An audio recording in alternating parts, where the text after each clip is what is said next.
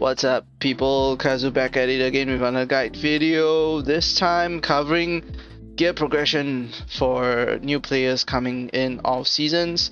If for some reason you missed a season event and the next season event is months away from you and you want to play this game and you're unsure of how to progress your gear, I'm here to help.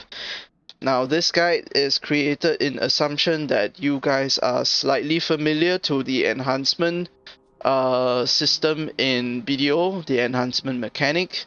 Now, just to stress that Naru gear is very different from main gear.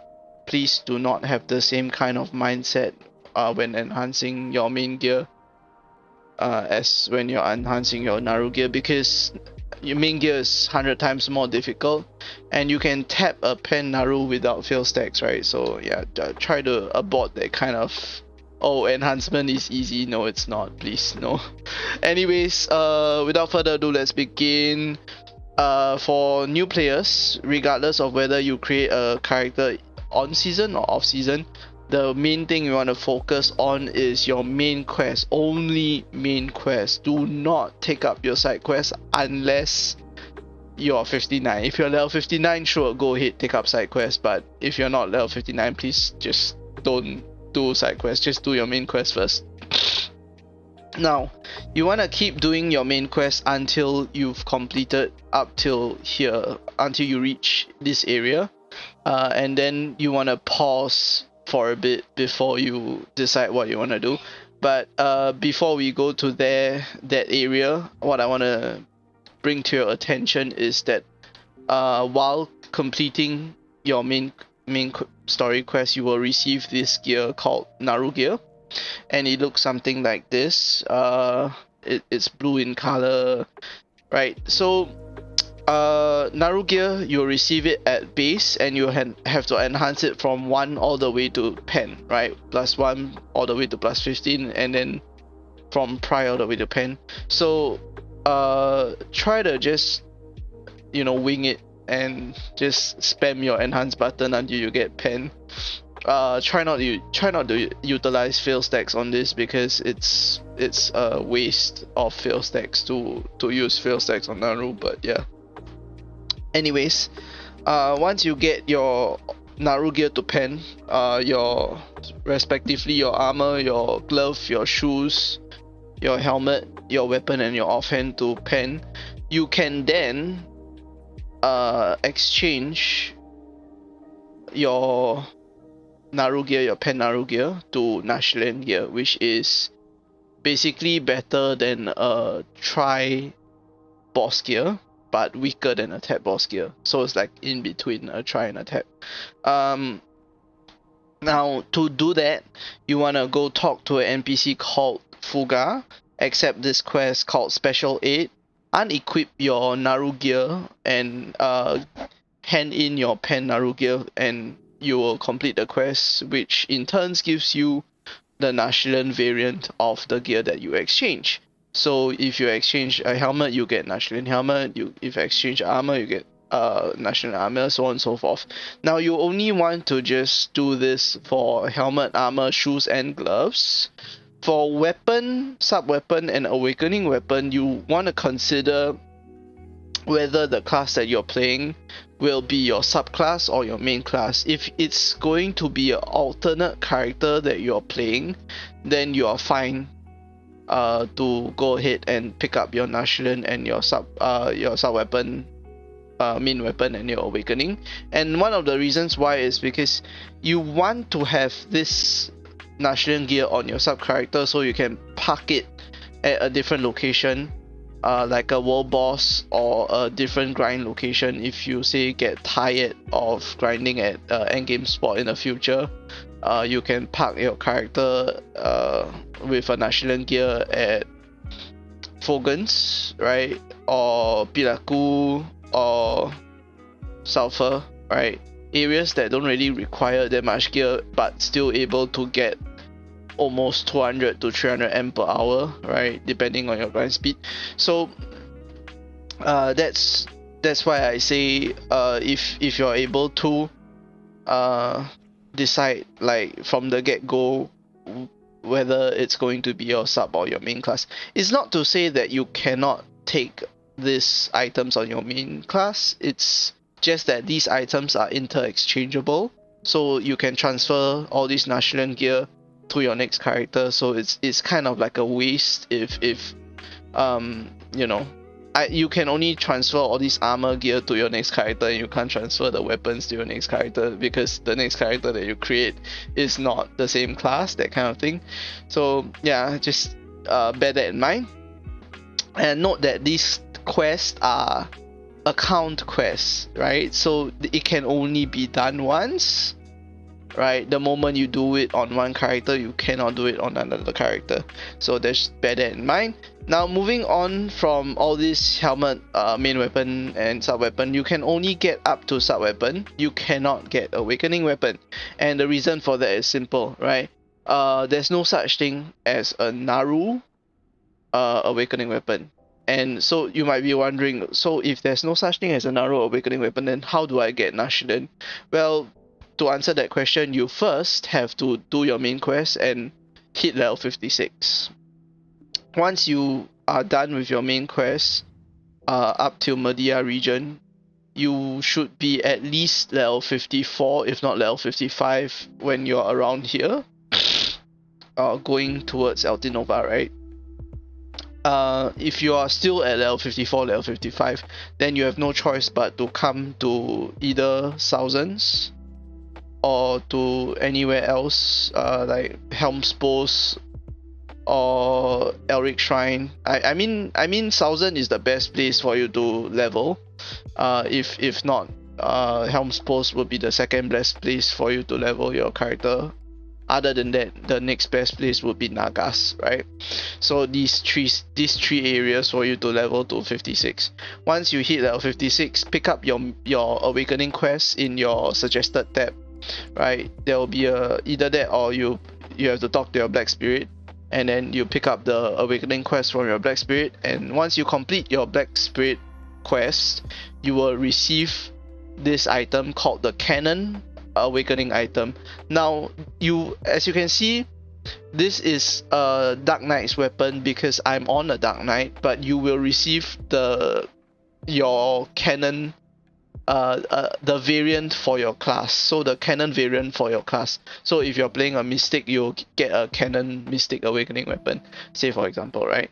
So once you get this Cannon item, you can then head back to Fuga.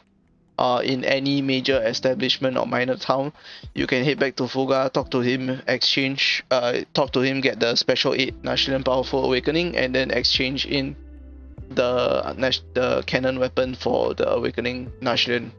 So once you're done with the exchange, you will be sitting at full Narchillan gear with no accessories, right? So while you're doing your Media quest line is when you will be getting your free accessories as well. So as a new player, you will have access to free accessories on the map, where they are located at Elric Shrine, Helm's Post, okay, these two areas, and then Means, Wandering Rogues, and then Abandoned Mines, if I'm not mistaken. And then I'm not sure if Thousands has accessory as well, but if Thousands has accessory, then you can consider coming to Thousands to grind for accessories as well. So these areas, once you come to these areas, you kill a certain number of monsters, and then they will reward you with upgraded version, enhanced version of Asula accessory, and these accessories will be a good sit-in for you until you get your quest accessories. So once you are done with your main quest, until you reach, right, you kill the mobs and you get the Asula accessories, and then you get your Narchillan gear, and then you do your main quest until you reach here, Altinova Gateway. You will see this quest, right? You'll be on this quest called In Search of the Eastern Sand Kingdom. upon reaching the area, you will be already on this quest. Now, once you see this quest, you put a halt. Okay, you just stop doing your main quest from here, and turn your focus to a different main quest, and that would be your Kama Sylvia main quest, right? Once you have all your Narchillan gear and your Asula accessory, turn your attention to your Kama Sylvia main quest, and then so you might be wondering, oh my god, this is so troublesome. Why do I need to do Kama Sylvia main quest? And the reason for that is very simple. You'll get this earring. Okay, once you complete your Kama Sylvia main story quest, you'll get 2 of these earrings, and these 2 earrings are upgradable to a maximum of tri. Okay, and how you upgrade these earrings is by using these magical stones, and these magical stones can be obtained from completing the Kama Sylvia questline. Now, upon completing the Kama Sylvia questline, you would have guaranteed obtain more than enough of these stones to enhance at least one of your earrings to try. If you are lucky, you will be able to enhance both to try, if your RNG is good. Now, if you are done with your Kama Sylvia, the next main story quest that you want to turn your attention to is Dragon. Okay, once you are done with the entire Kama Sylvia story, can you only then begin doing Dragon. It's a sequence quest, right? So you cannot start doing Dragon before completing Kama Sylvia. There's no option for you to do that.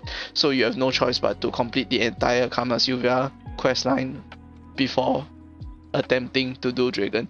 And the reason why you want to do both Dragon 1 and 2 is because you will obtain this belt from Dragon 2, right? Dragon Chapter 2. Once you complete Dragon Chapter 2, you'll obtain this belt, and you'll obtain even more of these stones to upgrade your belt and your earrings if it's not already tried. Then once you're done with Dragon 2, the next main story quest to focus on is Odilita 1 and Odilita 2, and this is where you'll get your necklace and more stones to upgrade your necklace as well. So once you're done with all these main quests, you can then turn your attention to this quest. Now, you have the option here on out. Okay, these 4 accessories, you will get, I would say it's mandatory because it gives you a ton of AP, right? It gives you a ton of AP, so it's mandatory. But for these 2, they don't really give you that much compared to your, if you were playing season, it doesn't give you as much compared to your 2, so it's not really a huge upgrade. But it's good to have nonetheless. So you have the option of not doing the quest. You can skip the Valencia quest entirely, but I would still recommend you to do it if you have the free time, because you can transfer all these accessories to your next seasonal character, which will be a big boost. Now, to put this into perspective, if you add up every single accessory that you get from your quest, the total AP you'll be getting is 73. Now, this is excluding the Black Abyssal weapons and the free armors that you'll be getting from the quest, the main story quest that you'll be doing along the way. So when you create a new seasonal character, you will already be sitting at close to mid game, end game kind of AP and DP. The moment your seasonal character gets created, you already have access to all these, high AP and DP items, which will be enough to carry you through mid game, right? So that's something to keep in mind. I'm pretty much done with talking about all this, right? Just to briefly run through again, you focus on your main story quest, get your pen Naru, exchange your Naru gear to Narchillan, and then once you hit 56, get your Narchillan awakening, And once you are done with your main story, to hit close to Valencia, stop and focus on Kama Sylvia, and then focus on Dragon. After you're done with Dragon, focus on Odilita, and finally, once you're done with Odilita, turn your attention to Valencia, and you'll get all your accessories, and that's where you are settled for now, right? So obviously the next upgrade after the next upgrade from your quest accessories off seasons would be Kaposha. And the only way you can get Kaposha is either to craft on your own or to level your character. Once you hit level 62 on your character, you will gain free Kaposha accessories from your reward, right? You press Y and then you scroll down and you'll see your accessories in the rewards, and you can claim. And those Kaposha accessories will be the next upgrade from your quest accessories. As for your base armor, right, your Narchillan gear, to put it into perspective, your Narchillan gear is stronger than a tri-boss gear. Okay, your Narchillan gear is stronger than a tri-boss gear, but it's weaker than a Tet boss gear. So you are basically settled until you are able to buy your next upgrade, which is a Tet boss gear, and that would be 2 billion silver. Now, as you can see here, a Tet boss gear would cost you around 2.6, 2.7 B.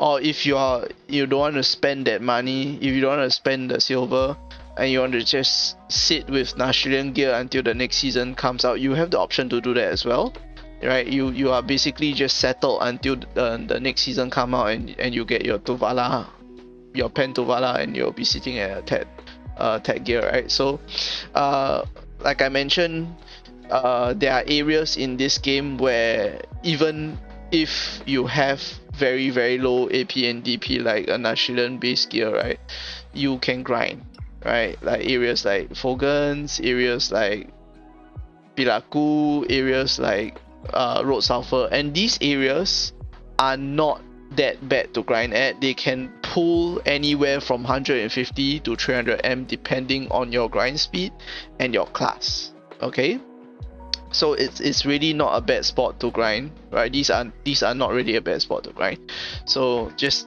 bear that in mind. Anyways, I've come to the end of my so-called guide.